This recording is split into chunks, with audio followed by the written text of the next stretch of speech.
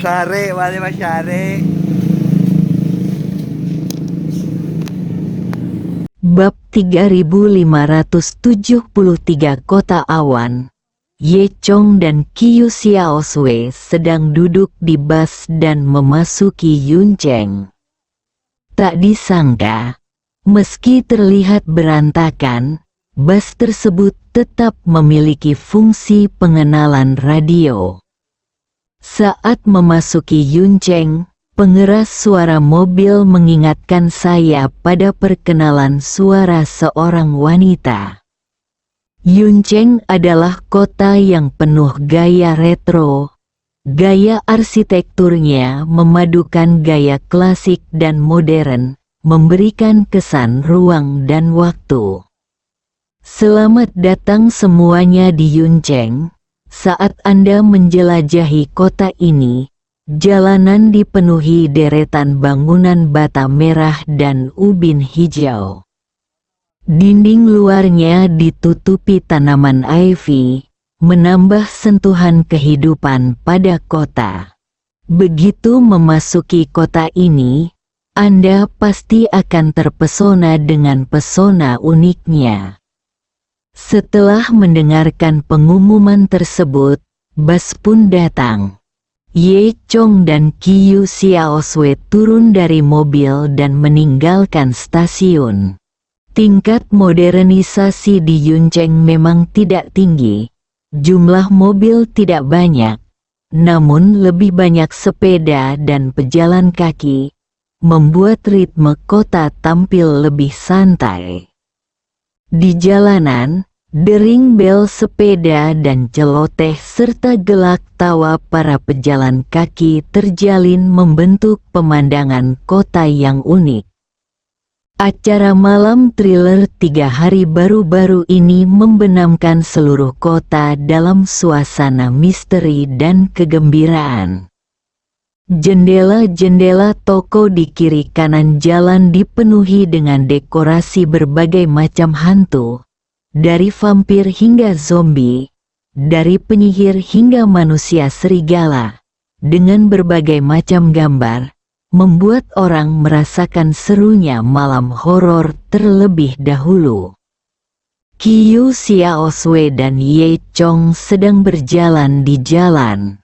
Qiu Xiaosui dengan bersemangat menarik lengan Ye Chong, menunjuk ke toko-toko di kedua sisi dan berkata, "Ye Chong, lihat, dekorasi itu sangat menarik. Ku dengar seluruh lingkungan akan mengadakan kegiatan di malam hari, dan akan ada banyak orang yang mengenakan berbagai pakaian hantu dan menakut-nakuti orang di jalanan."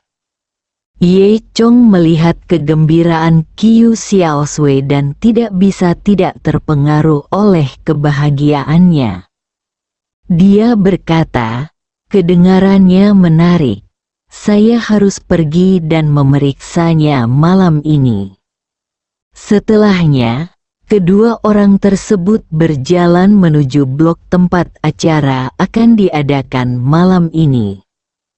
Karena hari masih pagi, mereka berdua memesan hotel terdekat, mengatur akomodasi, dan beristirahat sejenak sebelum keluar ke jalan lagi. Saat ini, langit berangsur-angsur menjadi gelap. Saat malam tiba, banyak orang berkumpul di lingkungan tempat acara malam itu akan diadakan. Banyak orang yang mengenakan berbagai kostum, beberapa berdandan seperti vampir, beberapa sebagai zombie, dan beberapa sebagai pembunuh mesum dari film tertentu. Seluruh lingkungan berubah menjadi surga bagi hantu. Qiu Xiaosui dengan penuh semangat menarik Ye Chong ke toko cosplay yang dihias dengan indah yang penuh dengan berbagai kostum dan alat peraga. Toko ini dipenuhi dengan berbagai macam kostum dan properti, mulai dari gambar hantu klasik hingga karakter populer terkini. Qiu Xiaosui berkata bahwa dia juga akan membeli satu set dekorasi hari ini. Saat Qiu Xiaosui berbicara, matanya mengamati toko, seolah dia sedang mencari pakaian yang paling cocok untuknya. Ye Chong, apa pendapatmu tentang set ini? Qiu Xiaosui mengambil kostum penyihir dan berbalik untuk bertanya pada Ye Chong. Setelan emas itu berkilauan dan terlihat sangat bagus. Ye Chong mengenali setelan ini sebagai yang dikenakan oleh ibu tiri Putri Salju dan penyihir dalam animasi 100.000 Lelucon Panas yang sangat populer di internet pada saat itu. Ye Chong tersenyum dan mengangguk, "Ini sangat cocok untukmu. Ini akan terlihat bagus untukmu." Wajah Qiu Xiaosui menunjukkan senyuman puas dan malu. Saat itu, seorang pegawai toko dengan mata segitiga datang. Dia menatap Ye Chong dan Qiu Xiaosui dengan sedikit rasa jijik di matanya. Dia memperhatikan bahwa Ye Chong mengenakan pakaian biasa, dan meskipun Qiu Xiaosui mengenakan pakaian mewah yang dibuat khusus, petugas tidak mengenalinya. Jadi dia salah mengira bahwa mereka adalah orang miskin. Setelan ini sangat mahal. Apakah Anda yakin ingin mencobanya? Jelas terlihat nada meremehkan dari petugas itu. Qiu Xiaosui mengerutkan kening. Dia tidak menyukai sikap petugas itu. Tentu saja aku harus mencobanya, bukan? Qiu Xiaosui berkata dengan marah. Ye Chong tidak peduli. Dia melihat terlalu banyak orang seperti ini. Hanya seekor katak di dalam sumur. Bibir petugas itu menyeringai, dan dia berkata, "Saya hanya ingin mengingatkan Anda bahwa ini adalah produk kelas atas. Jika rusak sedikit, saya akan menjagamu."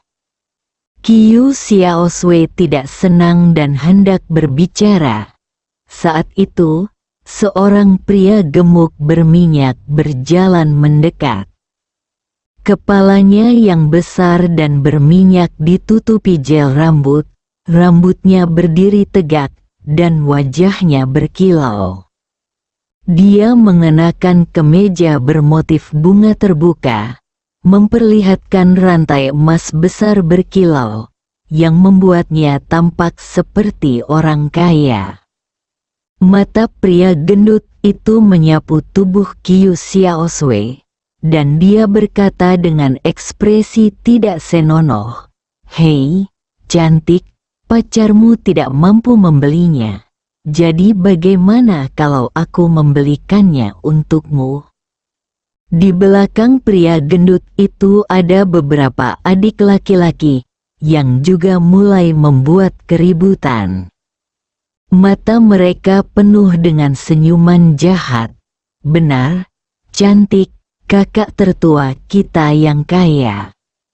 "Iya, kenapa kamu, wanita cantik sepertimu, berkencan dengan pria malang? Buang dia sekarang juga." Wajah Qiu Xiaosui menjadi gelap, dan dia berkata dengan dingin, "Tidak, kita bisa membelinya sendiri." Pria gemuk itu tertawa keras. Dia mengarahkan jarinya ke arah Ye Chong dan mengejek, "Anak ini, kamu lihat bagaimana dia berpakaian begitu lusuh. Bagaimana dia bisa membeli pakaian untuk pacar cantik seperti milikmu? Biarkan aku yang melakukannya, saudaraku. Aku punya banyak uang." Ye Chong menggelengkan kepalanya tanpa berkata-kata. Dia tidak menyangka ada orang seperti itu di mana-mana. Dia berkata, Saya menyarankan Anda untuk menjauh. Tidak ada yang peduli dengan sedikit uang Anda. Mendengar ini, ekspresi Fatih berubah. Dia tidak menyangka Ye Chong berani berbicara dengannya seperti ini. Adik-adik di belakangnya juga berkumpul, bersiap untuk mengambil tindakan. Petugas itu memutar matanya. Dia tidak peduli tentang apapun, yang terpenting adalah menjual pakaiannya. Cantik, menurutku kamu cantik sekali. Jangan disia-siakan, kamu masih muda, jadi jangan berpikir ada perasaan yang nyata. Tanpa uang, perasaan tidak ada gunanya. Apa yang dia katakan jelas-jelas mewakili orang kaya yang gemuk itu. Qiu Xiaoswei menjadi lebih tidak senang dan berdiri di samping Ye Chong. Ye Chong, kita tidak perlu memperhatikannya, kita akan membelinya sendiri. Pria gendut itu terus mengejek. Haha, beli, kenapa kamu membelinya? Kalau kamu mampu, aku akan memanggilmu paman hari ini. Haha. Beberapa anak laki-laki lainnya juga tertawa. Kamu benar-benar menindasku. Pria gendut itu tersenyum dan berkata, cantik, kamu benar. Aku terlalu sering menindas orang lain. Bagaimana? Siapa yang membuatku kaya? Haha, lihat pacarmu. Sekilas kamu terlihat seperti orang miskin. Aku bisa membunuh dia dengan uang. Beberapa anak laki-laki lainnya terus bersorak. Ye Chong mengangkat bahu dan tidak menjelaskan banyak hal. Dia tersenyum, lalu mengeluarkan sebuah kartu dari sakunya dan menyerahkannya kepada petugas. Kami ingin set pakaian ini. Silakan gesek kartunya agar lalat tidak terlalu berisik.